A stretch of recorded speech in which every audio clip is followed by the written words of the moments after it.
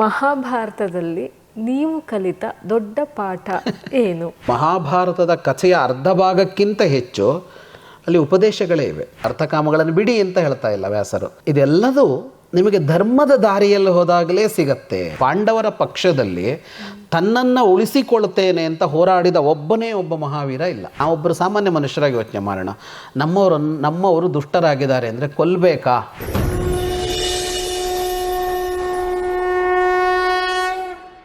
ನಮಸ್ಕಾರ ವೀಕ್ಷಕರೇ, ಸಂಯುಕ್ತ ಕರ್ನಾಟಕದ ಮಹಾಭಾರತ ಕಥನ ಕಾರ್ಯಕ್ರಮಕ್ಕೆ ಆತ್ಮೀಯವಾದ ಸ್ವಾಗತ. ಇಂದು ನಮ್ಮೊಂದಿಗಿದ್ದಾರೆ ಖ್ಯಾತ ಲೇಖಕರು, ವಿದ್ವಾಂಸರು, ಪ್ರವಚನಕಾರರು ಆಗಿರುವಂತಹ ಶ್ರೀಯುತ ಜಗದೀಶ್ ಶರ್ಮಾ ಸಂಪ ಅವರು. ಸರ್, ಕಾರ್ಯಕ್ರಮಕ್ಕೆ ಆತ್ಮೀಯವಾದ ಸ್ವಾಗತ. ನಮಸ್ತೆ. ಮಹಾಭಾರತದ ಕುರಿತು ಶರ್ಮಾ ಸರ್ನ ನೀವು ಯಾವುದೇ ಕ್ವಶನ್ ಕೇಳಿ ಒಂದು ಕ್ಷಣ ಹಿಂಗೆ ಯೋಚನೆನೂ ಮಾಡಿದೆ ಆನ್ಸರ್ ಸ್ಟಾರ್ಟ್ ಮಾಡಿಬಿಡ್ತಾರೆ. ಸೊ ನನಗೆ ಅವ್ರ ಜೊತೆ ಮಾತಾಡ್ತಾ ಮೂಡಿದ ಪ್ರಶ್ನೆ ಏನು ಅಂದರೆ, ಸರ್, ಮಹಾಭಾರತದಲ್ಲಿ ನೀವು ಕಲಿತ ದೊಡ್ಡ ಪಾಠ ಏನು? ಅಯ್ಯೋ, ಮಹಾಭಾರತದಲ್ಲಿ ಕಲಿತ ದೊಡ್ಡ ಪಾಠ ಏನು ಅಂದ್ರೆ ಭಾಳ ಕಷ್ಟ. ಒಂದನ್ನು ಹೇಳೋದು ಬಹಳ ಕಷ್ಟ ಅದರಲ್ಲಿ. ಯಾಕೆಂದರೆ ಇಡೀ ಮಹಾಭಾರತ ಅದೊಂದು ಪಾಠ ಹೇಳ್ತಾನೆ ಇದೆ. ನಮ್ಮ ಪರಂಪರೆಯಲ್ಲಿ ಮಹಾಭಾರತವನ್ನು ಉಳಿಸ್ಕೊಂಡು ಬಂದಿದ್ದು ಅದೇ ಕಾರಣಕ್ಕೆ. ಅದು ಒಂದು ಚರಿತ್ರೆ, ಒಂದು ಇತಿಹಾಸ ಅಂತ ಮಾತ್ರ ಅದನ್ನು ಉಳಿಸ್ಕೊಳ್ಳಿಲ್ಲ. ಯಾಕೆಂದರೆ ರಾಜಮನೆತನಗಳು ಎಷ್ಟಾಗಿವೆ, ಎಷ್ಟು ಜನ ರಾಜರಾಗಿದ್ದಾರೆ, ಎಷ್ಟು ಜನ ಹೊಡೆದಾಡ್ಕೊಂಡಿದ್ದಾರೆ, ಎಷ್ಟು ಯುದ್ಧ ಆಗಿದೆ. ಆದರೆ ನಮ್ಮಲ್ಲಿ ರಾಮಾಯಣ ಮಹಾಭಾರತವನ್ನು ಬಹಳ ಪ್ರಧಾನವಾಗಿಟ್ಟುಕೊಂಡು ಪ್ರತಿಯೊಬ್ಬನೂ ಇದನ್ನು ಓದಬೇಕು, ಅರ್ಥ ಮಾಡ್ಕೋಬೇಕು, ಮತ್ತೆ ಓದಬೇಕು, ಒಂದು ಸಲ ಅಂತಲ್ಲ ಅಂತ ಮಾಡಿರೋದಿದೆಯಲ್ಲ. ಅದಕ್ಕೆ ಮುಖ್ಯ ಕಾರಣ ಇಲ್ಲಿ ಅವ್ರ್ಯಾರೋ ದೊಡ್ಡವರು ಅಂತಲ್ಲ. ಕೃಷ್ಣ ದೊಡ್ಡವನು, ಅವನ ಚರಿತ್ರೆ ಹೇಳ್ಕೊಳ್ತಿರೋಣ, ಯಾರೋ ಪಾಂಡವರು ದೊಡ್ಡವರು ಅಂತ ಯಾರನ್ನೋ ದೊಡ್ಡವರನ್ನು ಮಾಡೋದಕ್ಕೂ ಅಲ್ಲ, ಅಥವಾ ಅವರು ದೊಡ್ಡವರು ಅವ್ರ ಗುಣಗಾನ ಮಾಡಬೇಕು ಅಂತಲೂ ಅಲ್ಲ. ಈಗ ಅವರು ಪಾಂಡವರು ಇಲ್ಲ, ದುರ್ಯೋಧನನೂ ಇಲ್ಲ, ಯಾರೂ ಇಲ್ಲ. ನಾವು ಅವರನ್ನು ಹೊಗಳಿದ್ರು ಬೈದರೂ ಅದು ಅವರಿಗೇನಾಗೋದೂ ಇಲ್ಲ. ಅಷ್ಟನ್ನು ತಂದಿದ್ಯಾಕೆ ಅಂದರೆ ಅದಷ್ಟು ಪಾಠ ಕಲಿಸುತ್ತೆ ಅಂತ. ಹಾಗಾಗಿ ಇಡೀ ಮಹಾಭಾರತ ಅಂತ ತಗೊಂಡ್ರೆ ಹೆಜ್ಜೆ ಹೆಜ್ಜೆಗೆ ಪಾಠ ಕಲಿಸುತ್ತೆ. ಅಲ್ಲಿ ಎಷ್ಟು ತರಹದ ಪಾಠ ಅಂದರೆ ಪ್ರತಿ ಸನ್ನಿವೇಶ 10 ಪಾಠ ಹೇಳುತ್ತೆ. ಪ್ರತಿ ಸನ್ನಿವೇಶ ಒಂದು ಪ್ರಸಂಗ. ಒಬ್ಬೊಬ್ಬ ವ್ಯಕ್ತಿ ಅಂತ ತೊಗೊಂಡ್ರೆ, ನಾವು ಅಶ್ವತ್ಥಾಮನ ಬಗ್ಗೆ ಚರ್ಚೆ ಮಾಡ್ತಾ ಇದ್ವಲ್ಲ, ಹಾಗೆ ಪ್ರತಿ ವ್ಯಕ್ತಿ ಅಂತ ತೊಗೊಂಡ್ರೆ ಅವನ ಇಡೀ ಬದುಕಿನಲ್ಲಿ ಅವನು ಎಷ್ಟೋ ಪಾಠ ಕಲಿಸಿ ಹೋಗಿದ್ದಾನೆ ನಮಗೆ ಅದರಲ್ಲಿ. ಇದಲ್ಲದೆ ಮಹಾಭಾರತದಲ್ಲಿ ಮಹಾಭಾರತದ ಕಥೆಯ ಅರ್ಧ ಭಾಗಕ್ಕಿಂತ ಹೆಚ್ಚು ಅಲ್ಲಿ ಉಪದೇಶಗಳೇ ಇವೆ.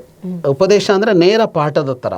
ಈಗ ಭಗವದ್ಗೀತೆ ಇದೆ, ಅಥವಾ ಭೀಷ್ಮ ಉಪದೇಶಿಸಿದ್ದಿದೆ. ಯಾರೆಲ್ಲ ವನವಾಸದಲ್ಲಂತೂ ಯಾವುದ್ಯಾವುದೋ ಋಷಿಗಳು, ಜ್ಞಾನಿಗಳು ಬಂದು ಉಪದೇಶ ಮಾಡ್ತಾರೆ. ವಿದುರ ನೀತಿ ಇದೆ, ಯಕ್ಷ ಪ್ರಶ್ನೆ ಇದೆ, ಅಜಗರ ಪ್ರಶ್ನೆ ಇದೆ. ಹೀಗೆ ಅರ್ಧ ಭಾಗಕ್ಕಿಂತ ಹೆಚ್ಚು ಮಹಾಭಾರತದಲ್ಲಿರೋದು ಹೇಗೆ ಬದುಕಬೇಕು ಅನ್ನೋದನ್ನು ಪಾಠ ಮಾಡಿರೋ ಅಂಶಗಳೇ. ಹಾಗಾಗಿ ಮಹಾಭಾರತದಲ್ಲಿ ಲಕ್ಷ ಪಾಠಗಳಿವೆ ಅಂತ ಹೇಳಬೇಕು. 1,00,000 ಶ್ಲೋಕ ಇದೆ ಅಂತ ಹೇಳ್ತೀವಲ್ಲ, ಲಕ್ಷ ಪಾಠಗಳಿವೆ ಅಂತ ಹೇಳಬೇಕು. ಮಹಾಭಾರತದ ಪ್ರಮುಖ ಈ ವ್ಯಕ್ತಿಗಳಲ್ಲದೆ ಅಲ್ಲಿ ಉಪಕಥೆಗಳ ಸಾಮ್ರಾಜ್ಯ ಅದು ಅದಕ್ಕಿಂತ ಹಿಂದಿನ ಇತಿಹಾಸ ಹೇಳುತ್ತೆ, ಅದಕ್ಕಿಂತ ಹಿಂದಿನ ಪುರಾಣಗಳನ್ನು ಹೇಳ್ತವೆ. ಆ ಕಥೆಗಳಲ್ಲಿ ಇನ್ನೆಷ್ಟೆಷ್ಟು ಅಂತ. ಹಾಗಾಗಿ ಅಲ್ಲಿ ಕಲಿಯೋಕ್ಕೆ ಬೇಕಾದದ್ದು ಅನ್ನೋದು ಸಾಕಷ್ಟು ಖಂಡಿತವಾಗಿಯೂ ಇದ್ದೇ ಇದೆ. ಆದರೆ ನೀವು ಕೇಳಿರೋ ಪ್ರಶ್ನೆ ಏನಂದರೆ, ನೀವು ಕಲಿತಾ ಅಂತ ಕೇಳ್ತೀರಲ್ಲ. ನನಗೆ ಕಾಣಿಸೋದೇನು ಅಂದರೆ, ವ್ಯಾಸರು ಹೇಳಿದರು ಅನ್ನುವ ಒಂದು ಮಾತು. ಕೊನೆಯಲ್ಲಿ ವ್ಯಾಸರೊಂದು ಮಾತು ಹೇಳ್ತಾರೆ ಮಹಾಭಾರತದ ಕೊನೆಯಲ್ಲಿ ಅಂತ. ಊರ್ಧ್ವಬಾಹುರ್ ವಿರೋಮ್ಯೇಶ ನ ಚ ಕಶ್ಚಿತ್ ಶೃಣೋತಿ ಮಾಂ ಧರ್ಮಾದರ್ಥಶ್ಚ ಕಾಮಶ್ಚ ಸ ಕಿಮರ್ಥಂ ನ ಸೇವ್ಯತೆ. ಎರಡೂ ಕೈಗಳನ್ನು ಮೇಲೆತ್ತಿಕೊಂಡು ಕೂಗಿ ಹೇಳ್ತಾ ಇದ್ದೀನಿ, ಧರ್ಮದಿಂದಲೇ ಅರ್ಥ ಕಾಮಗಳು ಸಿಗುತ್ತವೆ ನಿಮಗೆ, ನೀವ್ಯಾಕೆ ಧರ್ಮವನ್ನು ಅನುಸರಣೆ ಮಾಡೋದಿಲ್ಲ ಅಂತ ವ್ಯಾಸರು ಕೇಳಿದ್ರು ಅಂತ. ಧರ್ಮ ಅಂದರೆ ನಾವೀಗ ಲೇಬಲ್ ಅಂಟಿಸಿ ಈಗೇನೋ ಹೇಳ್ತೀವಲ್ಲ, ಅದಲ್ಲ. ಧರ್ಮ ಅಂತ ಅನ್ನೋದು ವಿಸ್ತಾರವಾದ ಅರ್ಥದಲ್ಲಿ, ಅಂದರೆ ಶಾಶ್ವತ ಜೀವನ ಮೌಲ್ಯಗಳು ಅಂತ ಕರಿಬೇಕಂದ. ದಶಕಂ ಧರ್ಮ ಲಕ್ಷಣಂ ಅಂತ ಅದನ್ನೇ ಹೇಳಿದ್ದಾರೆ ನಮ್ಮಲ್ಲಿ. ಅದು ಮತ್ತು ಜೀವಿಯೊಬ್ಬ ಪರಮಾತ್ಮನಾಗೋದು, ಇದನ್ನೆಲ್ಲ ಧರ್ಮ ಅಂತ ಕರೆದಿರೋದು. ಹೀಗೊಂದು ಒಳ್ಳೆಯ ನಡವಳಿಕೆ, ಅದಕ್ಕೊಂದು ಉದ್ದೇಶ ಇದೆ, ಒಂದು ದೊಡ್ಡ ಗುರಿ ಇದೆ. ಯಾವ್ದು ಗುರಿ ಅಂದರೆ ಮನುಷ್ಯ ಅಥವಾ ಯಾವುದೇ ಜೀವಿ ಅವನು ಪರಮಾತ್ಮನಾಗೋದು, ಅಷ್ಟು ಎತ್ತರಕ್ಕೆ ಏರೋದು, ಅಷ್ಟು ವಿಸ್ತಾರವಾಗೋದು ಅಂತ. ಅದಕ್ಕೆ ಬೇಕಾಗುವಂಥ ಒಂದು ಜೀವನ ವಿಧಾನ ಇದೆ, ಅದು ಧರ್ಮ. ಮನುಷ್ಯ ಬದುಕಲ್ಲಿ ಅವನಿಗೊಂದು ಆಸೆ ಇದೆ. ಮನುಷ್ಯನಿಗೆ ಆಸೆ, ಒಂದು ಆಸೆ ಅಂತಲ್ಲ, ಆಸೆಗಳು. ಈ ಆಸೆಗಳನ್ನು ಪೂರೈಸೋದಕ್ಕೆ ನಮಗೊಂದಿಷ್ಟು ಪರಿಕರಗಳು ಬೇಕು. ಮನುಷ್ಯ ಅಂತಲ್ಲ, ಎಲ್ಲ ಜೀವಿಗಳಿಗೂ ಹಾಗೇನೆ ಆಸೆಯನ್ನು ಈಡೇರಿಸುವ ಸಾಧನಗಳು. ಇವೆರಡಕ್ಕಾಗಿ ಪರಿಶ್ರಮಿಸ್ತಾ ಇರ್ತೀವಿ. ಇದನ್ನೇ ಅರ್ಥ ಕಾಮ ಅಂತ ಕರೆದಿದ್ದು. ಕಾಮ ಅಂದರೆ ಆಸೆ, ಕಾಮ ಅಂದರೆ ಎಲ್ಲ ಆಸೆಗಳು ಅದೇನೆ. ಅರ್ಥ ಅಂದರೆ ಅದನ್ನು ಆಗ ಮಾಡುವಂಥದ್ದು. ಹಣ ಇರ್ಬೋದು, ಅದು ಮನೆ ಇರ್ಬೋದು, ನಾವು ಕಲಿಯುವ ಅದು ವಿದ್ಯೆ ಇರ್ಬೋದು, ನಮ್ಮ ಕೌಶಲ ಇರ್ಬೋದು, ನಮ್ಮ ಉದ್ಯೋಗ ಇರ್ಬೋದು, ಉದ್ಯೋಗದಲ್ಲಿ ನಮಗೆ ಬರುವ ಪದೋನ್ನತಿ ಇರ್ಬೋದು, ಯಾವುದೆಲ್ಲ ಇರ್ಬೋದು, ಜನಸಂಪತ್ತು ಇರ್ಬೋದು, ವಾಹನಗಳಿರ್ಬೋದು, ಒಂದು ರಸ್ತೆ ಇರ್ಬೋದು, ಏನೆಲ್ಲ ಇದೆಯೋ ಇವೆಲ್ಲವೂ ನಮ್ಮ ಕಾಮನೆಗಳನ್ನು ಪೂರ್ಣ ಮಾಡೋದಕ್ಕೆ ಇರೋದು. ಮನುಷ್ಯ ಅದಕ್ಕಾಗಿ ಅದನ್ನು ಸೃಷ್ಟಿ ಮಾಡ್ಕೊಳ್ತಾ ಸಂಪಾದಿಸಿಕೊಳ್ತಾ ಹೋಗ್ತಾನೆ. ಇದೆರಡನ್ನು ಸಂಪಾದಿಸಿಕೊಳ್ತಾ ಹೋಗುವಲ್ಲಿ ಏನು ಮಾಡ್ತಾನೆ ಅಂದರೆ, ಅವನ ಗುರಿ ಏನಿರುತ್ತೆ, ನಂಗೆ ಆಸೆ ಇದೆ, ನನ್ನ ಆಸೆ ಈಡೇರಬೇಕು, ಅದಕ್ಕಾಗಿ ಇದನ್ನು ಮಾಡ್ತೀನಿ. ಈಗ ಶ್ರೀಮಂತನಾಗಬೇಕು. ಯಾಕೆ ಶ್ರೀಮಂತನಾಗಬೇಕು ಅಂದರೆ ಸುಖವಾಗಿ ಬದುಕಬೇಕು ಅಂತ. ಶ್ರೀಮಂತಿಕೆಗೆ ಒಂದು ಗುರಿ ಇದೆ, ಒಂದು ಆಸೆಗಾಗಿ ಶ್ರೀಮಂತಿಕೆ. ಏನು ಆಸೆ ಅಂದರೆ, ನನ್ನ ಹತ್ರ ಒಂದು ಮನೆ ಇರಬೇಕು, ನನ್ನದೇ ಆದ ವಾಹನ ಇರಬೇಕು, ನಾನು ಯಾರನ್ನೂ ಅವಲಂಬಿಸಿರಬಾರ್ದು, ಬೇಕು ಅಂದಾಗ ಬೇಕಾದ ಖರ್ಚು ಮಾಡೋಕ್ಕೆ ಬರಬೇಕು, ನನಗೆ ಒಳ್ಳೆ ಬಟ್ಟೆ ಹಾಕೋಬೇಕು, ಯಾರ ಮುಂದೂ ಕೈ ಚಾಚೋ ಥರ ಇರಬಾರ್ದು. ಇದಕ್ಕೆ ಬೇಕು ಅಂತಂದಾಗ ಹಣ ಬೇಕಾಗತ್ತೆ. ಬರೀ ಹಣ ಸಾಕೋಗೋದಿಲ್ಲ, ಪವರ್ ಬೇಕಾಗತ್ತೆ, ಎಷ್ಟೋ ಸಲ ಅಧಿಕಾರ ಬೇಕಾಗತ್ತೆ. ಅಧಿಕಾರ ಇದ್ದಾಗ ನಾನೇನೋ ಸಾಧಿಸ್ಬೋದು ಅಂತ. ಈಗ ತುಂಬ ಸೆಲೆಬ್ರಿಟಿಗಳು ತುಂಬ ದೊಡ್ಡ ಹೆಸರು ಮಾಡಿದವ್ರು ರಾಜಕಾರಣಕ್ಕೆ ಹೋಗೋದು ನೋಡ್ತೀವಿ ನಾವು. ಅವರಿಗೆ ಕಲಾಕ್ಷೇತ್ರದಲ್ಲಿ, ಸಿನಿಮಾದಂಥ ಕಲಾಕ್ಷೇತ್ರದಲ್ಲಿ ಎಷ್ಟು ಹೆಸರು, ನೇಮು, ಫೇಮು, ಮನಿ ಎಲ್ಲ ಇರುತ್ತೆ ಅವ್ರ ಹತ್ರ. ಆದರೆ ಅವ್ರು ರಾಜಕಾರಣಕ್ಕೆ ಹೋಗ್ತಾರೆ ಅಂದರೆ ಅಧಿಕಾರ ಅನ್ನೋದು ಇನ್ನೇನೋ ಒಂದಾಗಿರುತ್ತೆ. ಇದೆಲ್ಲ ಬೇಕು ಅಂತ ಅನ್ನಿಸುತ್ತೆ. ಇದು ತಪ್ಪು ಅಂತ ಅಲ್ಲ. ಈ ಅರ್ಥಕಾಮಗಳು ನೀವು ಈಡೇರಿಸ್ಕೊಳ್ಳಿ, ಇದನ್ನು ಈಡೇರಿಸಬೇಡಿ ಅಂತ ಹೇಳ್ತಾ ಇಲ್ಲ, ಅರ್ಥಕಾಮಗಳನ್ನು ಬಿಡಿ ಅಂತ ಹೇಳ್ತಾ ಇಲ್ಲ ವ್ಯಾಸರು. ಇದೆಲ್ಲದೂ ನಿಮಗೆ ಧರ್ಮದ ದಾರಿಯಲ್ಲಿ ಹೋದಾಗಲೇ ಸಿಗತ್ತೆ ಅಂತ. ನೀವು ಇದಕ್ಕಾಗಿ ಅಧರ್ಮ ಮಾಡಬೇಕಾಗಿಲ್ಲ, ನೀವು ಇದಕ್ಕೆ ಅನ್ಯಾಯ ಮಾಡಬೇಕಾಗಿಲ್ಲ. ನೀವು ಯಾಕೆ ಇನ್ನೊಬ್ಬರು ತಲೆ ಹೊಡೆದೇ ಸಂಪಾದಿಸಬೇಕು? ನೀವು ನ್ಯಾಯೋಚಿತವಾದ ಮಾರ್ಗದಲ್ಲಿ ಹೋಗಿ. ನ್ಯಾಯದ ದಾರಿಯಲ್ಲಿ ಹೋದರೆ ಬಡತನವೇ ಕಟ್ಟಿಟ್ಟ ಬುತ್ತಿ ಅನ್ನೋದು ಹತಾಶೆಯ ಮಾತೇ ಹೊರತು ಒಳ್ಳೆಯವರಿಗೆ ಕಷ್ಟ ಬರುತ್ತೆ, ನ್ಯಾಯಯುತವಾಗಿದ್ದರೆ ಬದುಕೋಕ್ಕಾಗಲ್ಲ, ಸತ್ಯವಂತರಿಗಿದು ಕಾಲವಲ್ಲ, ಇದೆಲ್ಲ ಸುಮ್ಮನೆ ಹೇಳ್ಬೋದು ಎಲ್ಲೋ ಒಂದು ಆ ಥರದ್ದು ಬಂದಾಗ ಅನ್ನೋದು ಬಿಟ್ಟರೆ ಹಾಗೇನೂ ಇಲ್ಲ. ನ್ಯಾಯಯುತವಾಗಿ ಬದುಕಿದ ಅಸಂಖ್ಯ ಜನ ನಮ್ಮ ಸುತ್ತ ಇರ್ತಾರೆ. ಮೋಸಗಾರರು, ಅನ್ಯಾಯಗಾರರು ವಾಸ್ತವ ಕಡಿಮೆನೇ ಇರೋದು. ನೀವು ಯಾವುದೇ ಕಾಲದಲ್ಲೂ ಸಂಖ್ಯೆಯನ್ನು ತಗೊಂಡ್ರೆ, ಪ್ರತಿಶತ ಅಂತ ತಗೊಂಡ್ರೆ, ಹೆಚ್ಚು ಸಂಖ್ಯೆಯವರು ನ್ಯಾಯಮಾರ್ಗದಲ್ಲೇ ಇರ್ತಾರೆ. ಅವರೇನು ಅನ್ಯಾಯ ಮಾಡಲ್ಲ, ಯಾರ ತಲೆ ಹೊಡೆಯಲ್ಲ, ಯಾರ ಮನೆ ದರೋಡೆ ಮಾಡಲ್ಲ, ಇನ್ನೊಬ್ಬರದನ್ನು ಕಿತ್ಕೊಳ್ಳಲ್ಲ. ಅವರೆಲ್ಲ ಸತ್ತೋಗಿಲ್ಲ ಮತ್ತು ಅವರೆಲ್ಲ ಕೊರಗುತ್ತನೂ ಇಲ್ಲ. ಕಷ್ಟಗಳು ಜಾಸ್ತಿ ಅಂತ, ಕಷ್ಟಗಳು ಆಚೆನೂ ಇದೆ, ನಾವು ನೋಡ್ತಾ ಇಲ್ಲ ಅಷ್ಟೇ. ಅವ್ರಿಗೆ ಕಷ್ಟ ಇಲ್ಲ ಅಂತ ಯಾರು ಹೇಳಿದ್ರು ಅಂತ. ಆ ಕಡೆಯವರು ಸುಖವಾಗಿದ್ದಾರೆ ಅಲ್ಲ, ಸುಖವಾಗಿರುವಂತೆ ತೋರಿಸಿಕೊಳ್ತಾ ಇದ್ದಾರೆ ಅಷ್ಟೇ. ಅವರು ಬಿಟ್ಟರೆ ತೋರಿಕೆ ಇದೆ. ಅವ್ರಿಗೆ ರೋಗ ಬಂದಿಲ್ವಾ, ಅವ್ರಿಗೆ ಆಕ್ಸಿಡೆಂಟ್ ಆಗಿಲ್ವಾ, ಅವ್ರು ಜೈಲಿಗೆ ಹೋಗಿಲ್ವಾ, ಅವ್ರು ಕೋಟ್ಯಾಂತರ ರೂಪಾಯಿ ಕಳ್ಕೊಂಡಿಲ್ವಾ, ಅವ್ರು ಬೀದಿಗೆ ಬಿದ್ದಿಲ್ವಾ, ಅವರ ಭಯಗಳಿವೆಯಲ್ಲ, ಅವರಿಗಿರುವ ಭಯ ಆತಂಕಗಳು ನ್ಯಾಯದ ದಾರಿಯಲ್ಲಿ ಬದುಕೋನಿಗಿಲ್ಲ. ಯಾವ ಹೊತ್ತಿನಲ್ಲಿ ಇಡಿ ರೈಡ್ ಮಾಡುತ್ತೋ, ಯಾವ ಹೊತ್ತಿನಲ್ಲಿ ಪೊಲೀಸರು ಬರ್ತಾರೋ, ಯಾವ ಹೊತ್ತಲ್ಲಿ ಹಳೆ ಕೇಸ್ ಮೇಲೆ ಬರುತ್ತೋ, ಎಷ್ಟು ಭಯ. ಯಾವ ಹೊತ್ತಿನಲ್ಲಿ ತಾನು ಯಾರಿಗೋ ಮಾಡಿದ್ದೀನಲ್ಲ ಅವನು ಬಂದು ನನಗೆ ಪ್ರತಿಸ್ಪರ್ಧಿಯಾಗಿ ಬಂದು ಹೊಡಿತಾನೋ. ನಾವು ಈಗ ರಾಜರ ಚರಿತ್ರೆಗಳಲ್ಲಿ ನೋಡ್ತಾ ಇರ್ತೀವಲ್ಲ, ಇವನೋಗಿ ಅವನು ಕೊಂದ, ಅವನ ಮಗ ಆಮೇಲೆ ಅವನು ಎಲ್ಲೋ ಇದ್ದು ಸೈನ್ಯ ಕಟ್ಕೊಂಡು ಬಂದು ಇವನು ಕೊಂದ ಅಂತೆಲ್ಲ ಕಥೆ ಇದೆಯಲ್ಲ. ಈ ಆತಂಕ ಭೀತಿ ಇದೆಯಲ್ಲ, ಇದು ನ್ಯಾಯದ ದಾರಿಯಲ್ಲಿ ಇದ್ದವನಿಗಿರಲ್ಲ. ಇವನು ಸಮಾಧಾನವಾಗೇ ಇರ್ತಾನೆ, ಇವನು ಶಾಂತವಾಗಿರ್ತಾನೆ, ಇವನಿಗೇನು ಆ ಭೀತಿ ಇಲ್ಲ. ಅದೆಲ್ಲ ನೋಡಿದಾಗ ಅವರು ಏನು ಸುಖವಾಗಿರಲ್ಲ. ಆದರೆ ನೋಡುವಾಗ ಏನನ್ಸುತ್ತೆ ನಮಗೆ ಅಂದರೆ, ಈ ಒಳ್ಳೆಯವ್ರಿಗೆ ಕಷ್ಟ ಜಾಸ್ತಿ ಅಂತ ಅನ್ನಿಸ್ತಾ ಇರುತ್ತೆ.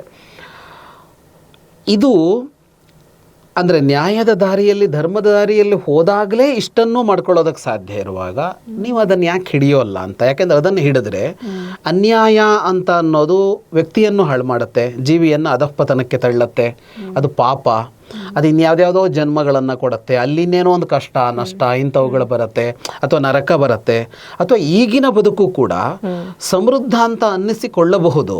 ಈಗ ಯುಧಿಷ್ಠಿರ ಕಾಡಿಗೆ ಹೋದರೆ ಅವನ ಹಿಂದೆ ಹಾಸ್ತಿನಪುರದ ದೊಡ್ಡ ಪ್ರಜೆಗಳು ಹೊರಟೋಗ್ತಾರೆ. ಅಲ್ಲಿ ಹೋದರೆ ಯುಧಿಷ್ಠಿರನನ್ನು ಪ್ರತಿನಿತ್ಯ ಭೇಟಿ ಮಾಡೋದಕ್ಕೆ ಎಂತೆಂಥ ತಪಸ್ವಿಗಳು ಜ್ಞಾನಿಗಳು ಬರ್ತಾರೆ. ಅವನ 12 ವರ್ಷದ ವನವಾಸದಲ್ಲಿ ಯುಧಿಷ್ಠಿರ ಏಕಾಂಗಿಯಾಗಿಲ್ಲ. ಎಂತೆಂಥವರೋ ಬಂದು ಅವನೆಲ್ಲ ಕಾಡಲ್ಲಿದ್ದಾನೋ ಅಲ್ಲಿ ಬಂದು ಭೇಟಿ ಮಾಡೋರು. ಅದು ಯಾರು ಕೃಷ್ಣನಂಥವರು, ಅದು ಯಾರು ವ್ಯಾಸರಂಥವರು, ಇನ್ಯಾವುದ್ಯಾವುದೋ ಮುನಿಗಳು ಎಲ್ಲ ತಪಸ್ಸು ಮಾಡ್ತಾ ಇದ್ದವರು. ಯಾಕೆ ಬರ್ತಾರೆ? ಯಾಕೆ ಬಂದರು ಅಂತ ಅಂದರೆ ಅವನೇನು ಅವರಿಗೇನು ಉಪಕಾರ ಮಾಡಿಲ್ಲ. ಇವನು ರಾಜ ಆಗಿದ್ದಾಗ ಅವರಿಗೇನು ಒಂದು 60-40 ಸೈಟ್ ಕೊಟ್ಟಿಲ್ಲ ಯಾರಿಗೂ, ಅಥವಾ ಅವ್ರ ಮಕ್ಕಳಿಗೇನೋ ಒಂದು ಕೆಲಸ ಕೊಡಿಸಿಲ್ಲ. ಅವನಿಗೂ ಪರಿಚಯವೂ ಇಲ್ಲ, ಮೊದಲ ಭೇಟಿ ಎಷ್ಟೋ ಜನರ ಜೊತೆಗೆ. ಬಂದಿದ್ದು ಯಾಕೆ ಅಂದರೆ ನ್ಯಾಯದ ದಾರಿಯಲ್ಲಿ ಬದುಕಿದಾನೆ, ಅವನು ಒಳ್ಳೆಯವನು ಅಷ್ಟೇ. ಇದೇ ದುರ್ಯೋಧನನ ಹಿಂದೆ ಎಷ್ಟು ಜನ ಇದ್ರು ಹಾಗೆ ಅಂತ ನೋಡಿದರೆ, ಒಂದೊಮ್ಮೆ ದುರ್ಯೋಧನ ಕಾಡಿಗೆ ಹೋದ್ರೆ ಯಾರೋ ಅವನನ್ನು ಮಾತಾಡ್ಸೋಕೆ ಬರ್ತಾ ಇರಲಿಲ್ಲ. ಇದೇನು ಹೇಳ್ತಾ ಇದೆ, ಯುಧಿಷ್ಠಿರನನ್ನು ಜಗತ್ತು ಒಂಟಿ ಮಾಡಲೇ ಇಲ್ಲ. ಯಾಕೆ ಅಂದರೆ ಅವನ ಒಳ್ಳೆತನ. ದುರ್ಯೋಧನ ಯಾವತ್ತೂ ಜಂಟಿಯೇ ಅಲ್ಲ. ಅಂದರೆ ದುರ್ಯೋಧನನ ಒಳಗೆ ಹೊಕ್ಕು ನೋಡಿದ್ರೆ, ದುರ್ಯೋಧನನ ಬದುಕಿನಲ್ಲಿ ಅವನ ಜೊತೆಗೆ ಯಾರೂ ಇರಲಿಲ್ಲ ಅನ್ನೋದು ಗೊತ್ತಾಗುತ್ತೆ ನಮಗೆ. ಯುಧಿಷ್ಠಿರನಿಗಾಗಿ ಪ್ರಾಣಾರ್ಪಣೆಗೆ ಅಷ್ಟು ಜನ ಬಂದ್ರಲ್ಲ, ಆ ಯುದ್ಧಕ್ಕಿಂತ ಮೊದಲು ಯುದ್ಧ ಆದರೆ ನಾನೇ ಗೆಲ್ತೀನಿ ಅಂತ ದುರ್ಯೋಧನನದ್ದು ಒಂದು ತರ್ಕ ಇದೆ. ಅವನು ಏನು ಹೇಳ್ತಾನೆ ಅಂದರೆ, 13 ವರ್ಷ ಆಯಿತು, ಅವರು ಪವರ್ನಲ್ಲಿಲ್ಲ, ಅವ್ರ ಅಧಿಕಾರದಲ್ಲಿ ಇಲ್ಲದೆ ಇರೋದ್ರಿಂದ ಅವ್ರ ಹತ್ರ ಹಣ ಇಲ್ಲ. ಪಕ್ಕ ಇವತ್ತಿನ ಚುನಾವಣಾ ರಾಜಕೀಯನೇ. ಈಗ ಒಂದು 15-20 ವರ್ಷ ಒಂದು ಪಕ್ಷವೋ ಒಂದು ವ್ಯಕ್ತಿಯೋ ಆಡಳಿತ ಮಾಡಲಿಲ್ಲ ಅಂದರೆ ಅವನ ಹತ್ರ ಪವರೂ ಇರಲ್ಲ, ಮನಿನೂ ಇರಲ್ಲ. ಆಮೇಲೆ ಎಲೆಕ್ಷನ್ ಗೆಲ್ಲೋದು ಅನ್ನೋದು ಸುಲಭ ಅಲ್ಲ ಅಂತಿದೆಯಲ್ಲ, ಅವತ್ತು ಅದು ಬೇರೆ ಥರ. ಒಂದು ಸೈನ್ಯ ತರಬೇಕು, ಯಾರದ್ದಾದರೂ ಒಬ್ಬರು ಸೈನ್ಯದ ಸಹಾಯ ಬೇಕು ಅಂದರೆ ಇನ್ನೊಂದು ರಾಜ್ಯದವನು ಯಾಕೆ ಸಹಾಯ ಮಾಡಬೇಕು? ಮಾಡೋಲ್ಲ. ಈಗ ಒಂದು ಯುದ್ಧ ನಡೆಯುತ್ತೆ ಅಂತ ಅಂದ್ಕೊಂಡ್ರೆ, ಒಂದು ದೇಶಕ್ಕೆ ನಡೀತಾ ಇದ್ದಾಗ ಇನ್ನೊಬ್ಬ ಸಪೋರ್ಟು ಯಾಕೆ ಮಾಡ್ತಾನೆ ಅಂದರೆ ನನ್ನ ದೇಶಕ್ಕೆ ಏನು ಅನುಕೂಲ ಅಂತಲೇ ನೋಡ್ಕೋತಾನೆ ಅವನು. ಪಾಂಡವರು ಏನೂ ಇಲ್ಲದೆ ಇರೋರು, ಹಾಗಾಗಿ ಅವ್ರು ಯಾರ ಜೊತೆ ನಿಲ್ಲಬೇಕು? ಸಹಜವಾಗಿ ದುರ್ಯೋಧನನ ಜೊತೆ ನಿಲ್ಲಬೇಕು. ಆಮೇಲೆ ಒಂದು ಸೈನ್ಯ ಅವ್ರು ತೊಗೊಂಬರ್ಬೋದು, ಅಷ್ಟು ಜನರನ್ನು ನೋಡ್ಕೋಬೇಕಲ್ಲ, ಊಟ ಹಾಕಬೇಕು, ಅವ್ರು ವ್ಯವಸ್ಥೆ ಮಾಡಬೇಕು. ಒಂದು ಪೈಸಾ ಇಲ್ಲ ಇವನ ಹತ್ರ, ಇವರೆಲ್ಲ ಬಿಟ್ಟು ಹೊರಟವರು ಸೋತು. ಹಾಗಾಗಿ ದುರ್ಯೋಧನನ ಪ್ರಕಾರ ಅವ್ರ ಜೊತೆಗೆ ಯಾವ ಸೈನ್ಯವೂ ಬರೋಕ್ಕೆ ಸಾಧ್ಯ ಇಲ್ಲ. ಕೃಷ್ಣ ಬರ್ತಾನೆ ಅಂತ ಇವನೇ ಮೊದಲು ಹೋಗಿ ಆಟ ಆಡಿ ಬಂದಿದ್ದಾನೆ. ಬಂದರೆ ಯಾರು ಬರ್ತಾರೆ? ದ್ರೌಪದಿ ತವ್ರ ಮನೆಯವರು ಒಂದು ಬರ್ತಾರೆ, ಅದೇನು ದೊಡ್ಡದಲ್ಲ ಅಂತ ಹೋದರೆ, ಇವನು ಏನೇನೋ ನಾಟಕ ಮಾಡಿ 11 ಅಕ್ಷೌಹಿಣಿ ಸೈನ್ಯ ತನ್ನದು ಮಾಡಿಕೊಂಡ ದುರ್ಯೋಧನ. ಅವರಿಗೆ 7 ಅಕ್ಷೌಹಿಣಿ ಬಂತು ಪಾಂಡವರಿಗೆ. 7 ಅಕ್ಷೌಹಿಣಿಯವರು ಯಾವುದೇ ಆಕಾಂಕ್ಷೆ ಇಲ್ಲದೆ ಬಂದರು. ಯಾಕೆ ಬಂದರು ಅಂದರೆ ಯುಧಿಷ್ಠಿರ ಒಳ್ಳೆಯವನು, ಅವನು ಧರ್ಮಾತ್ಮ, ಅವನ ಜೊತೆ ನಾವು ನಿಂತ್ಕೋತೀವಿ ಮತ್ತು ಅವನಿಗಾಗಿ ನಾವು ಪ್ರಾಣಾರ್ಪಣೆ ಮಾಡ್ತೀವಿ ಅಂತ ಬಂದರು. ಪಾಂಡವರ ಪಕ್ಷದಲ್ಲಿ ತನ್ನನ್ನು ಉಳಿಸಿಕೊಳ್ತೇನೆ ಅಂತ ಹೋರಾಡಿದ ಒಬ್ಬ ಮಹಾವೀರ ಇಲ್ಲ. ನೀವೆಲ್ಲ ಹಂಗಲ್ಲ. ದುರ್ಯೋಧನನ ಪಕ್ಷದಲ್ಲಿ ಯಾರೂ ಅವನ ಜೊತೆಗಿಲ್ಲ. ಭೀಷ್ಮ ಅವಮಾನ ಮಾಡಿದ ಅಂತ ಕರ್ಣ ಯುದ್ಧಕ್ಕಿಂತ ಮೊದಲೇ ಭೀಷ್ಮ ಬದುಕಿರುವವರೆಗೆ ನಾನು ಯುದ್ಧ ಮಾಡೋದಿಲ್ಲ ಅಂತ ಹೊರಟೋದ. ಈಗ ಅವನು ನಿಜವಾಗಿಯೂ ದುರ್ಯೋಧನನ ಜೊತೆಗೇ ಇದ್ದಿದ್ರೆ ಈ ಅವಮಾನವನ್ನು ಸಹಿಸಿ ಯುದ್ಧ ಮಾಡಬೇಕಾಗಿತ್ತು. ದುರ್ಯೋಧನ ನೆಚ್ಚಿಕೊಂಡ ಕರ್ಣ ಅವನ ಜೊತೆಗೆ ಇಲ್ಲ. ಭೀಷ್ಮ ಸೇನಾಧಿಪತಿ ಮಾಡಿದ್ದಾನೆ. ಭೀಷ್ಮ ಸೇನಾಧಿಪತ್ಯ ಮಾಡ್ತಾ ತನ್ನನ್ನು ಸಾಯಿಸೋದು ಹೆಂಗೆ ಅಂತ ಅವ್ರಿಗೆ ಹೇಳ್ಕೊಡ್ತಾನೆ. ಮಾನಸಿಕವಾಗಿ ಭೀಷ್ಮ ಇವನ ಜೊತೆಗಿಲ್ಲ. ದ್ರೋಣರಿಲ್ಲ, ಅಶ್ವತ್ಥಾಮ ಇಲ್ಲ, ಕೃಪಾ ಇಲ್ಲ, ಯಾರು ಅಂದರೆ ಅವನ ಜೊತೆಗೆ ಯಾರೂ ಇಲ್ಲ. ನಿಜವಾಗಿ ಪ್ರಾಯಶಃ ಇದ್ದವನು ಅವನ ತಮ್ಮ ದುಶ್ಯಾಸನ ಒಬ್ಬ ಅವನ ಜೊತೆಗೆ ಇದ್ದ ಅಂತ ಅನಿಸುತ್ತೆ. ಉಳಿದವರೆಲ್ಲ ಅವನ ಅಧಿಕಾರ, ಅವನ ಇದ್ದ ಭಯ, ರಾಜ್ಯಗಳ ನಡುವಿನ ಯಾವುದೋ ಒಂದು ಒಪ್ಪಂದ, ಅಥವಾ ಯಾರದೋ ಮುಖ ನೋಡಿ ನನಗೆ ಹಿಂದೆ ಈ ವಂಶದವರು ಸಹಾಯ ಮಾಡಿದ್ರು ಅಂತ ನೋಡೋದು, ಅಥವಾ ದ್ರೋಣ ಭೀಷ್ಮಾದಿಗಳಿಗೆ ಇಲ್ಲ ಅನ್ನ ತಿಂದಿದ್ದೀವಿ ಅನ್ನೋ ಕಾರಣಕ್ಕೆ ಇರ್ತೀವಿ ಅನ್ನೋದು, ಹೀಗೆ ಬೇರೆ ಬೇರೆ ನೆವಗಳೇ ಹೊರತು ಯಾರಿಗೂ ದುರ್ಯೋಧನ ಕಾರಣ ಅಲ್ಲ. ಅದರ ಅರ್ಥ ಏನು? ರಾಜ್ಯಕ್ಕಾಗಿ ಧರ್ಮದ ದಾರಿಯಲ್ಲಿ ಸಾಗಿದ ಯುಧಿಷ್ಠಿರನ ಜೊತೆಗೆ ಜಗತ್ತಿತ್ತು, ರಾಜ್ಯಕ್ಕಾಗಿ ಅಧರ್ಮದ ದಾರಿ ಹಿಡಿದ ಯುಧಿಷ್ಠಿರನ ಜೊತೆಗೆ ಯಾರೂ ಇರಲಿಲ್ಲ, ಅವನು ಒಂಟಿಯಾಗಿದ್ದ ಅಂತ. ಹಾಗಾಗಿ ವ್ಯಾಸರು ಹೇಳ್ತಾರೆ, ನೀವೇನು ಮಾಡ್ತಿರೋ ಮಾಡಿ, ನಿಮ್ಮ ಆಸೆ ಈಡೇರಿಸ್ಕೊಳ್ಳಿ. ಆಸೆಯೂ ನ್ಯಾಯಯುತವಾದದ್ದಾಗಿರಲಿ ಮತ್ತು ಆಸೆಯನ್ನು ಈಡೇರಿಸಿಕೊಳ್ಳುವ ದಾರಿಯೂ ನ್ಯಾಯಯುತದ್ದಾಗಿರಲಿ ಮತ್ತು ನ್ಯಾಯದ ದಾರಿಯಲ್ಲಿ ಆಸೆ ಪೂರೈಸಿಯೇ ಪೂರೈಸುತ್ತೆ. ಹಾಗಿರುವಾಗ ಯಾಕೆ ನ್ಯಾಯದ ದಾರಿ ಬಿಟ್ಟು ಅನ್ಯಾಯದ ದಾರಿ ಹಿಡಿತೀರಿ ಅಂತ ಎರಡೂ ಕೈಗಳನ್ನು ಮೇಲೆತ್ತಿ ಕೂಗುತ್ತಾ ಇದ್ದೀನಿ. ನಚಕಶ್ಚಿತ್ ಶೃಣೋತಿ ಮಾಂ, ಯಾರೊಬ್ಬನೂ ನನ್ನ ಮಾತನ್ನು ಕೇಳಿಸಿಕೊಳ್ಳೋದಕ್ಕೆ ಸಿದ್ಧನಿಲ್ಲ ಅಂತ ವ್ಯಾಸರು ಆಗ ಮಾತಾಡ್ತಾರೆ ದ್ವಾಪರ ಯುಗದಲ್ಲಿ. ಹಾಗಾಗಿ ನನಗೆ ಮಹಾಭಾರತದಲ್ಲಿ ನನಗೆ ದೊಡ್ಡ ಪಾಠ ಯಾವುದು ಅಂತಂದರೆ ಇದೆ ಅಂತ ಅನ್ಸುತ್ತೆ, ನ್ಯಾಯದ ದಾರಿಯಲ್ಲಿ ಇರಬೇಕು. ಸೊ ಅದೇ ಥರ ಎಷ್ಟೊಂದು ಕ್ಯಾರೆಕ್ಟರ್ಸ್ ಇದೆ ಅಲ್ಲ, ನೀವು ಪ್ರತಿಯೊಂದು ವ್ಯಕ್ತಿಗಳ ಬಗ್ಗೆನೂ ಅಧ್ಯಯನ ಮಾಡಿದ್ದೀರಾ. ಸೊ ನಿಮಗೆ ಪ್ರಭಾವ ಬೀರಿದ ಕ್ಯಾರೆಕ್ಟರ್ ಯಾವುದು? ಅದು ಇದೇ ಥರದ್ದೇ ಉತ್ತರ ಆಗತ್ತೆ. ಯಾಕೆಂದರೆ ಅಲ್ಲಿರುವ ವ್ಯಕ್ತಿಗಳು ಹಲವು ಕಾರಣಕ್ಕೆ ಪ್ರಭಾವಿಸ್ತಾ ಹೋಗ್ತಾರೆ. ಅದು ಹೇಗೆ ಅಂದರೆ ಮಹಾಭಾರತವನ್ನು ವ್ಯಾಸರು ಕಟ್ಟುವಾಗ ನಾವು ಈಗ ನೋಡ್ತೀವಲ್ಲ, ಅಂದರೆ ಒಂದು ಕಡೆಯಲ್ಲಿ ಒಳ್ಳೆಯವರೇ ಇರ್ತಾರೆ, ಒಂದು ಕಡೆಯಲ್ಲಿ ದುಷ್ಟರೇ ಇರ್ತಾರೆ. ದುಷ್ಟರು ಪೂರ್ಣ ದುಷ್ಟರಾಗಿರ್ತಾರೆ, ಒಳ್ಳೆಯವರು ಅತ್ಯಂತ ಒಳ್ಳೆಯವರಾಗಿರ್ತಾರೆ ಅಂತಲ್ಲ ಮಹಾಭಾರತವನ್ನು ವ್ಯಾಸರು ಕಟ್ಟಿದ್ದು.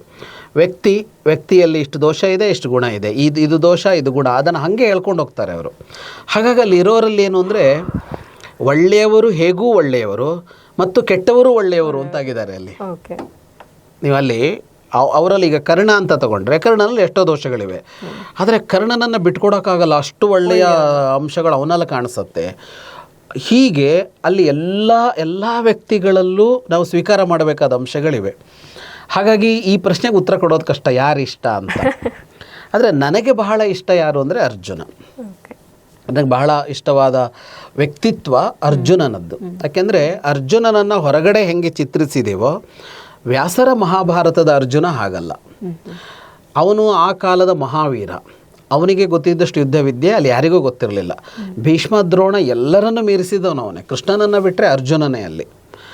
ಎಂಥ ವೀರ ಅಂದರೆ ದೇವತೆಗಳು ಅವನನ್ನು ಸ್ವರ್ಗಕ್ಕೆ ಕರೆಸ್ಕೊಳ್ತಾರೆ. ಸ್ವರ್ಗಕ್ಕೆ ಕರೆಸ್ಕೊಳ್ಳೋದು ಅವನಿಗೇನೋ ಅನುಗ್ರಹ ಮಾಡೋದಕ್ಕಲ್ಲ, ಬದಲಿಗೆ ಅವನಿಂದ ಸಹಾಯ ಪಡ್ಕೋಬೇಕು.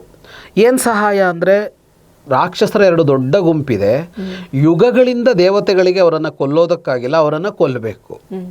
ಅದಕ್ಕೆ ಬೇಕಾದ ಅವನಿಗೆ ಒಂದು ತರಬೇತಿ ಕೊಟ್ಟು ಅಸ್ತ್ರಗಳನ್ನು ಕೊಟ್ಟು ಅವರು ಬಳಸ್ಕೊಳ್ತಾರೆ. ಅಂದರೆ ಮನುಷ್ಯರಲ್ಲ, ದೇವತೆಗಳೇ ಅವನ ಸಹಾಯ ಬಯಸಬೇಕು ಅಂತ ಮನುಷ್ಯ.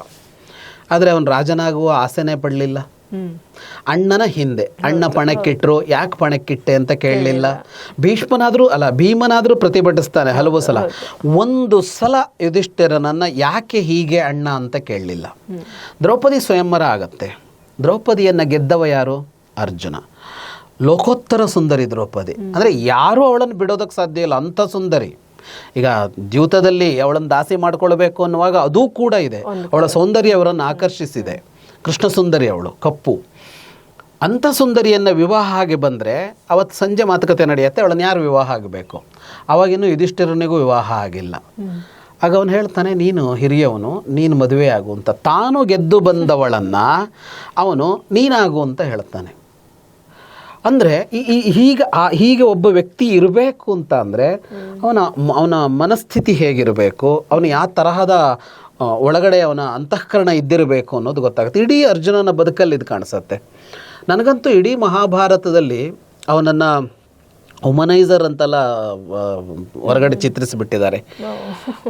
ಅಂದರೆ 3-4 ಹೆಂಡತಿಯರು ಹಾಗೆ ಹೀಗೆ ಅಂತಲ್ಲ, ಅದೆಲ್ಲ ಹಾಗಾಗಿದ್ದೇ ಅಲ್ಲ. ಉಲೂಪಿ ಅವನನ್ನು ಎಳ್ಕೊಂಡೋಗಿ ಮದುವೆ ಆಗಿದ್ದು.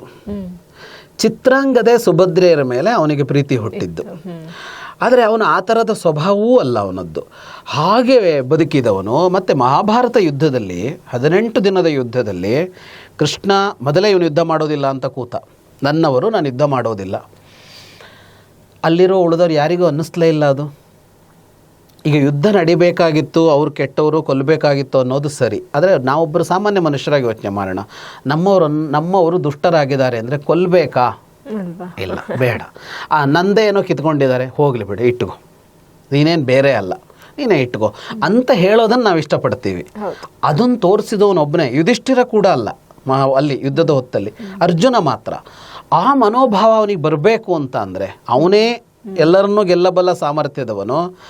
ಹಾಗೆ ಅದಾದ ಮೇಲೆ ಗೀತೆ ಉಪದೇಶ ಮಾಡ್ತಾನಲ್ಲ ಕೃಷ್ಣ, ಇಡೀ 18 ದಿನದಲ್ಲಿ ಕೃಷ್ಣನಿಗೆ ಅವನು ಕೊಟ್ಟ ಕಷ್ಟ ಅಷ್ಟಿಷ್ಟಲ್ಲ. ಅವನು ಸೀರಿಯಸ್ ಆಗಿ ಯುದ್ಧನೇ ಮಾಡೋದಿಲ್ಲ. ಪ್ರತಿ ಸಲ ಕೃಷ್ಣ ಯುದ್ಧ ಮಾಡು ಅವನು ಭೀಷ್ಮನ ಮೇಲೆ ಯುದ್ಧ ಮಾಡೋಕ್ಕೆ ಸಿದ್ಧ ಇಲ್ಲ, ಮಾಡಲಿಲ್ಲ ಅವನು ಸರಿಯಾಗಿ. ದ್ರೋಣರ ಮೇಲೆ ಅವನು ಯುದ್ಧ ಮಾಡಲಿಲ್ಲ ಗುರು ಅಂತ. ಕರ್ಣನ ಮೇಲೂ ಸಿದ್ಧ ಇಲ್ಲ ಅವನು ಮಾಡೋದಕ್ಕೆ, ಕರ್ಣನನ್ನು ಕೊಲ್ಲೋದಕ್ಕೂ ಸಿದ್ಧ ಇಲ್ಲ, ಎಲ್ಲೂ ಅವನು ಸಿದ್ಧ ಇಲ್ಲ. ಅಂದರೆ ಅಲ್ಲೆಲ್ಲ ಅಂದರೆ ಗೀತೋಪದೇಶ ಆದ ಮೇಲೂ ನನ್ನವರು ಅನ್ನುವ ಆ ಅಭಾವ ಇದೆಯಲ್ಲ, ಅದು ಹೋಗಲಿಲ್ಲ ಅವನಿಗೆ. ಆ ಮೋಹ ಇರಬಾರದು ಅನ್ನುವ ವೇದಾಂತ ಬೇರೆ. ಆದರೆ ಒಬ್ಬ ಮನುಷ್ಯ ಅಂತ ಯೋಚನೆ ಮಾಡಿದಾಗ ಅವನ ಆ ಸಹಾನುಭೂತಿ, ಆ ಅಂತಃಕರಣ ಇದೆಯಲ್ಲ, ಅದು ಅವನನ್ನು ಬಹಳ ಎತ್ತರಕ್ಕೆ ಎಬ್ಬಿಸುತ್ತೆ. ಅದಾದ ಮೇಲೂ ಯುದ್ಧ ಮುಗಿಯುತ್ತಲ್ಲ, ಯುದ್ಧ ಮುಗಿದ ಮೇಲೆ ಯುಧಿಷ್ಠಿರ ತಿರುಗಿ ಕುತ್ಕೊಬಿಡ್ತಾನೆ, ನಾನು ಸಿಂಹಾಸನ ಏರಲ್ಲ, ನಾನು ಕಾಡಿಗೆ ಹೋಗ್ತೀನಿ. ಅಂದರೆ ನನ್ನವರನ್ನೆಲ್ಲ ಕೊಂದು ನಾನು ಯಾಕೆ ಸಿಂಹಾಸನ ಏರಲಿ ಅಂತ ಯುಧಿಷ್ಠಿರ ಕುತ್ಕೋತಾನೆ. ಅವನನ್ನು ಒಪ್ಸೋದೇ ಕಷ್ಟ ಆಗುತ್ತೆ ಎಲ್ಲರಿಗೂ. ಆದರೆ ಇದು ಅರ್ಜುನನಿಗೆ ಮೊದಲೇ ಬಂದಿತ್ತು, ಯುದ್ಧಕ್ಕಿಂತ ಮೊದಲು. ಯುಧಿಷ್ಠಿರನಿಗೆ ಕಾಣಿಸಿದ್ದು ಯುದ್ಧ ಮುಗಿದ ಮೇಲೆ. ಅಂದರೆ ಅರ್ಜುನನಿಗೆ ಮೊದಲೇ ಗೊತ್ತಿತ್ತು ನಾವು ಇಲ್ಲಿ ಎಲ್ಲರನ್ನ ಕೊಂದು ಸಿಂಹಾಸನ ಏರಬೇಕಾಗಿ ಬರುತ್ತೆ ಅಂತ. ಹೀಗೆ ಬದುಕಿದವನವನು ಅಂತ. ಕೊನೆಗೂ ಕೂಡ ಅವನೇನು ರಾಜನೋ, ಅವನಿಗೆ ಯಾವುದೂ ಇಲ್ಲ, ಆದರೆ ಎಲ್ಲದಕ್ಕೂ ಒಂದು ಸಿದ್ಧ. ಅಶ್ವಮೇಧ ಮಾಡ್ತೀವಿ ಅಂದರೆ ಹೋಗಿ ಯುದ್ಧ ಮಾಡ್ಕೊಂಬರೋದಕ್ಕೂ ಸಿದ್ಧ. ಏನು ಹೇಳ್ತಾರೋ ಅದು, ಗೆದ್ದುಕೊಂಡು ಬಂದು ಬರ್ತೀನಿ, ನನ್ನಷ್ಟಕ್ಕೆ ನಾನು ಇರ್ತೀನಿ ಅಂತ. ಮತ್ತು ಗೀತೋಪದೇಶಕ್ಕೆ, ಈಗ ಭಗವದ್ಗೀತೆಯ ಉಪದೇಶ ಅನ್ನೋದೇ ಮಹಾಭಾರತದ ತಿರುಳು. ಒಟ್ಟು ಮಹಾಭಾರತ ಯಾಕೆ ಹುಟ್ಟಿತು ಅಂದರೆ ಭಗವದ್ಗೀತೆ ಹುಟ್ಟಬೇಕಾಗಿತ್ತು, ಅದಕ್ಕೆ ಅದು ಹುಟ್ಟಿತು ಅಂತ ಹೇಳೋ ಥರ ಇದೆ ಅದು. ಅಂಥ ಗೀತೆಯನ್ನು ಕೃಷ್ಣ ಅಲ್ಲಿ ಹೇಳೋದಕ್ಕೆ ಎಂತೆಂಥವರಿದ್ದರು. ಭೀಷ್ಮನಂಥವರು, ದ್ರೋಣರಂಥ ವಿದ್ವಾಂಸರು, ಯುಧಿಷ್ಠಿರನಂಥ ಬಹಳ ಹೆಸರಿದ್ದವನು, ವಿದುರನಂಥವನು, ಎಂತೆಂಥ ಋಷಿಗಳು, ತಪಸ್ವಿಗಳು. ಆದರೆ ಕೃಷ್ಣ ಆಯ್ಕೆ ಮಾಡಿಕೊಂಡಿದ್ದು ಯಾರನ್ನ ಅಂದರೆ ಅರ್ಜುನನನ್ನು. ಹೌದು. ಮತ್ತು ಕೃಷ್ಣನಿಗೆ ಅರ್ಜುನನ ಮೇಲೆ ಅದಮ್ಯವಾದ ಪ್ರೀತಿ. ಅವನು ಹೇಳ್ತಾನೆ, ನನಗೆ ನನ್ನ ಹೆಂಡತಿ, ನನ್ನ ಮಕ್ಕಳು ಯಾರೂ ಲೆಕ್ಕಕ್ಕಿಲ್ಲ ಅರ್ಜುನನ ಮುಂದೆ, ನನಗೆ ಅರ್ಜುನ ಒಬ್ಬನೇ ಅಂತ. ಕೃಷ್ಣನಂತ ಕೃಷ್ಣ ತನ್ನ ಇಡೀ ಯಾದವ ಕುಲವೇ ತಪ್ಪು ಮಾಡಿದಾಗ ಬಲಿ ಕೊಟ್ಟು ಹೋಗುವ ಕೃಷ್ಣ, ಸೋದರ ಮಾವನನ್ನೇ ಕೊಲ್ಲುವ ಕೃಷ್ಣ ತಪ್ಪು ಮಾಡಿದಾಗ, ಅಂಥ ಕೃಷ್ಣ ಒಬ್ಬನನ್ನು ಅಷ್ಟು ಪ್ರೀತಿಸ್ತಾನೆ ಮಹಾಭಾರತದಲ್ಲಿ ಅಂತ ಅಂದರೆ ಹಾಗೆ ಅವನಲ್ಲಿ ಏನೋ ಒಂದಿದೆ ಬೇರೆ. ಹಾಗಾಗಿ ನನಗೆ ಅರ್ಜುನ ಇಷ್ಟ. ಓಕೆ. ಸೊ ನಾವು ಕೂಡ ನ್ಯಾಯಯುತವಾದ ಜೀವನವನ್ನು ಅಡಾಪ್ಟ್ ಮಾಡ್ಕೊಬಹುದು. ಕಷ್ಟಗಳು ಬರುತ್ತೆ, ಏಕೆಂದರೆ ಏನೋ ಒಂದು ಒಳ್ಳೇದು ಮಾಡೋಕ್ಕೆ ಹೊರಟಾಗಲೇ ಕಷ್ಟಗಳು ಜಾಸ್ತಿ ಅಥವಾ ಅಡೆತಡೆಗಳು ಜಾಸ್ತಿ ಅಂತ ಹೇಳಿ ನಾವು ಹೇಳ್ತೀವಿ. ಬಟ್ ಅದನ್ನು ಎದುರಿಸೋಕ್ಕೆ ಅವಕಾಶಗಳು ಇರುತ್ತೆ, ದಾರಿಗಳು ಕೂಡ ಇರುತ್ತೆ, ಅದನ್ನು ನಾವು ಕಂಡ್ಕೊಬೇಕು. ಸೊ ಮಹಾಭಾರತದಲ್ಲಿ ನಿಮಗೆ ಇಷ್ಟವಾದ ಕ್ಯಾರೆಕ್ಟರ್ ಯಾವುದು, ಯಾವ ವ್ಯಕ್ತಿತ್ವ ನಿಮಗೆ ಬಹಳ ಇಷ್ಟವಾಯಿತು ಅಂಥೇಳಿ, ಹಾಗೆ ಮಹಾಭಾರತ ನೀವು ಕಲಿತ ದೊಡ್ಡ ಪಾಠ ಏನು ಅನ್ನೋದನ್ನು ಕೂಡ ಕಮೆಂಟ್ ಬಾಕ್ಸ್ನಲ್ಲಿ ತಿಳಿಸಿ. ಸೊ ಮುಂದಿನ ಕಾರ್ಯಕ್ರಮದಲ್ಲಿ ಇನ್ನಷ್ಟು ಹೊಸ ವಿಚಾರಗಳೊಂದಿಗೆ ನಿಮ್ಮ ಮುಂದೆ ಬರ್ತೇವೆ. ಅಲ್ಲಿವರೆಗೂ ನಮ್ಮ ಚಾನಲ್ನ ನೋಡ್ತಾ ಇರಿ, ಲೈಕ್ ಮಾಡಿ, ಶೇರ್ ಮಾಡಿ, ಸಬ್ಸ್ಕ್ರೈಬ್ ಆಗಿ. ನಮಸ್ತೆ.